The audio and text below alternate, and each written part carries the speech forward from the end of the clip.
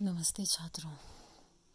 आइए इस वीडियो में आपके पाठ्य पुस्तक अंतरा में संकलित विद्यापति के तीसरे पद को पढ़ते हैं। कुसुमित कानन हेरी कमल मुखी मोदी रहिए दू नयन कोकिल कलरव मधुकर धुनि सुनी। पहले शब्दार्थ समझिए। कुसुमित का अर्थ है विकसित, कानन का मतलब है वन जंगल, हेरी देखना, कमल मुखी का अर्थ है कमल के समान मुख वाली, मूदी का मतलब है मूंदना बंद रखना, दू अर्थात दो, नयन यानी आंखें, कोकिल का मतलब है कोयल, कलरव का मतलब ध्वनि यानी कोयल की ध्वनि, मधुकर का अर्थ है भौरा, धुनि अर्थात भौरे की आवाज या फिर भौरे की धुन। अब अगली पृष्ठ में आइए।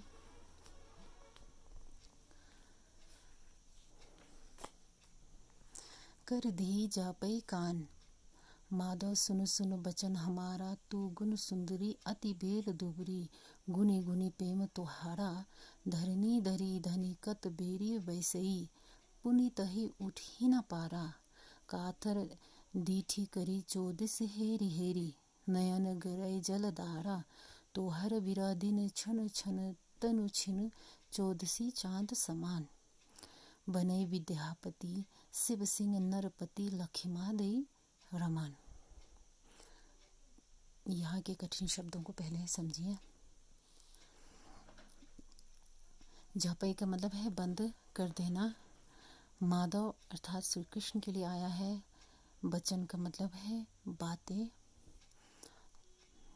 गुण का मतलब है गुण अच्छे गुण, बेल का अर्थ है होना, दुबरी अर्थात दुर्बल या फिर कमजोर,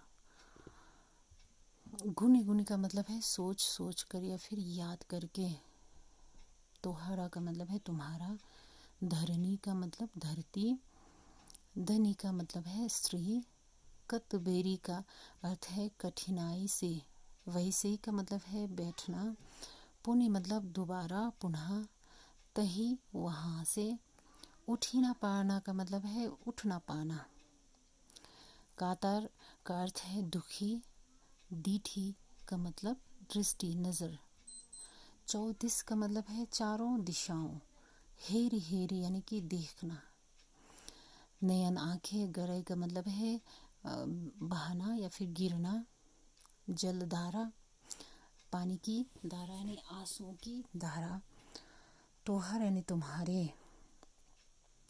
क्षण का मतलब है पल पल, चौदिस, चौदिस का मतलब है चतुर्दशी या फिर 14वीं चांद के समान, बनही विद्यापति शिव सिंह नरपति, रमन का मतलब है रमन करना घूमना। व्याख्या से पहले आप प्रसंग लिखेंगे। प्रस्तुत पद आदिकालीन कवि विद्यापति द्वारा रचित है।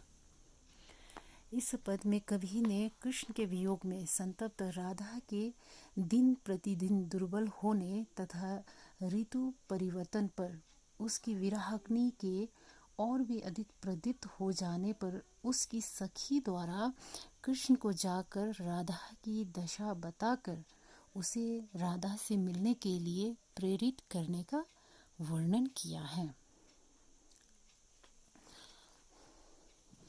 अब व्याख्या समझते हैं।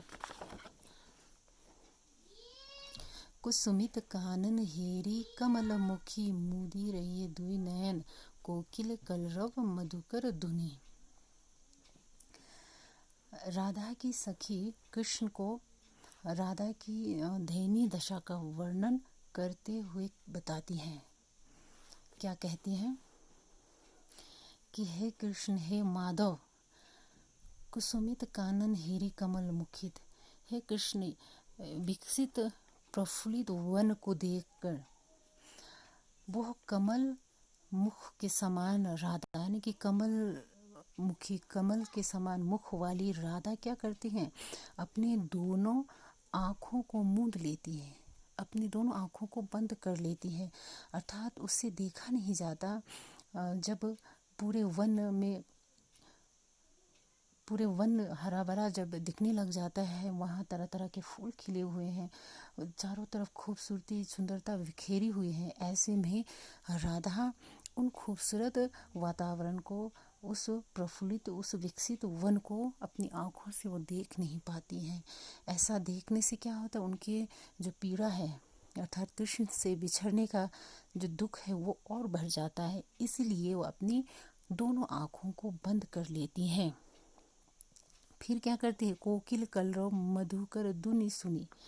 कोयल की मीठी कूक अर्थात कोयल की मीठी आवाज़ें और फिर भौरों की मधुर झनकार को सुनकर राधा अपने हाथों से अपने कान को बंद कर लेती हैं। कर दे झपई कान, अपने दोनों कानों को बंद कर लेते, अर्थात उससे सुना नहीं जाता। जैसे ही वसंत ऋतु आता है तो कोयल की मीठी कूक, फिर भौरों की जो गुंजार है बाग बगीचों में से आने लगती है। तो ये सब चीज़ क्या है, राधा से ना देखा जाता है ना सुना जाता है, इसलिए एक तो वो अपनी आँखों को बंद कर लेती है और फिर अपने कानों को भी बंद कर लेती है। ये बातें राधा की एक सखी कृष्ण को जाकर बताते हैं और आगे वही सखी राधा की कृष्ण से क्या कहते हैं कि माधव सुन सुनो वचन हमारा, हे माधव हे कृष्ण ज़रा क्या है मेरी बात तो सुनो, सुनो वचन हमारा, यानी कि हमारा जो बात है, मैं जो संदेश लाई हूँ उसे तो ज़रा सुनो। क्या कहती है कि तू गुण सुंदरी अति बेल दुबरी, तुम्हारे गुणों एवं प्रेम को स्मरण करके, याद करके राधा सुंदरी क्या अत्यंत दुर्बल अर्थात कमज़ोर हो गई है। यानी तुम्हें याद कर करके, तुम्हें है श्री कृष्ण, तुम्हारी याद में राधा दिन ब दिन क्या है दुर्बल होती जा रही है। गुनी गुनी प्रेम तुहारा, धरनी दरी दनिकत बेरी वैसई, पुनीत ही उठी ना पारा। आगे कहती है कि उसकी दुर्बलता का यह हाल है कि पृथ्वी को पकड़कर, धरनी दरी पृथ्वी को पकड़कर वो क्या है बैठ तो जाती है ना, बड़ी कठिनाई से वो बैठ तो जाती है, पुनीत ही उठ ही ना पा रहा, लेकिन दोबारा उस धरती से वो उठ नहीं पाती है।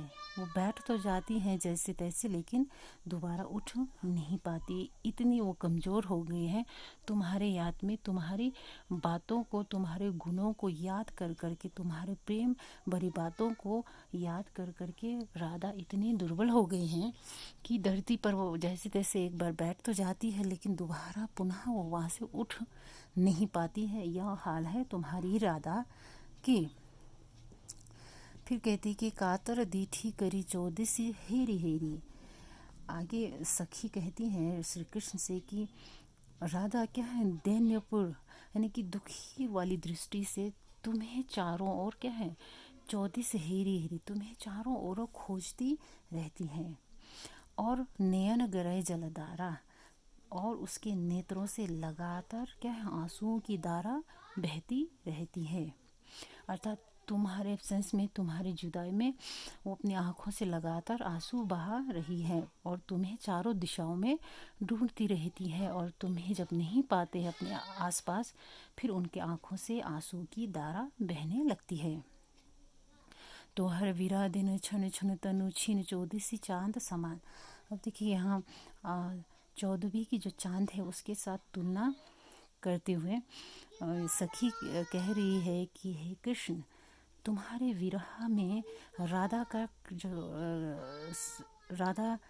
का जो शरीर है ना, हे कृष्ण, तुम्हारे विरह में, तुमसे जुदा होने के बाद राधा का शरीर कृष्ण पक्ष की चतुर्दशी अर्थात कृष्ण पक्ष की जो चांद है उसके समान प्रतिदिन क्षण क्षण यानी प्रतिदिन प्रति क्षण छीन होता चला जा रहा है। छीन अर्थात कमज़ोर, छोटा नहीं दुबला, है ना।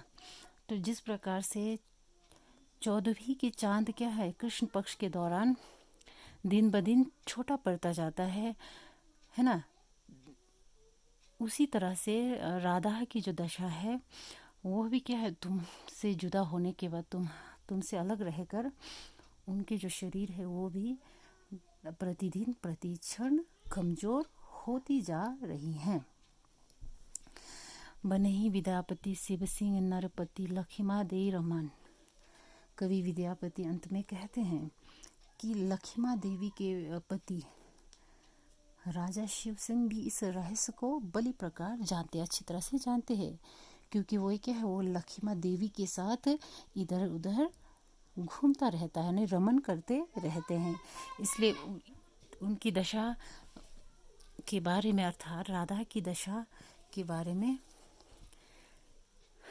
राजा शिव सिंह अच्छी तरह से बड़ी प्रकार से समझते हैं।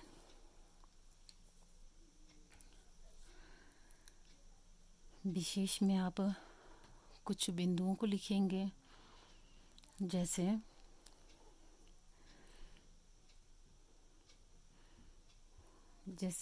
रूपक अलंकार, अनुप्रास अलंकार, उपमा अलंकार का प्रयोग हुआ है।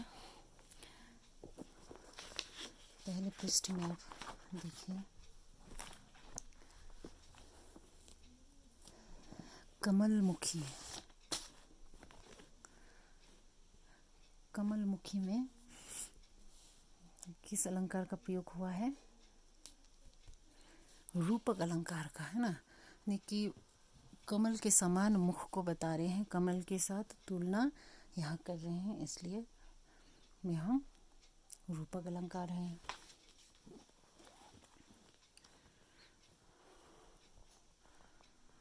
उसी प्रकार सुन सुन गुनी गुनी, यहाँ की किस अलंकार का प्रयोग है? क्षण क्षण, यहाँ पूर्णरूक्ति प्रकाश अलंकार का प्रयोग हुआ है। उसके बाद देखिए यहाँ धरनी धरी धनी, यहाँ अनुप्रास अलंकार का प्रयोग है। फिर देखिए चौदसी चांद समान, यहाँ किस अलंकार का प्रयोग है? उपमा अलंकार का। चौदसी चांद समान, यानी कि 14वीं चांद के साथ यहाँ तुलना कर रहे हैं, उसके सम्मान, तो यहाँ उपमा अलंकार है। फिर पूरे पंक्ति की जो भाषा है वो मैथिली भाषा में लिखी गई है। रस क्या है? वियोग श्रृंगार रस है। धन्यवाद छात्रों।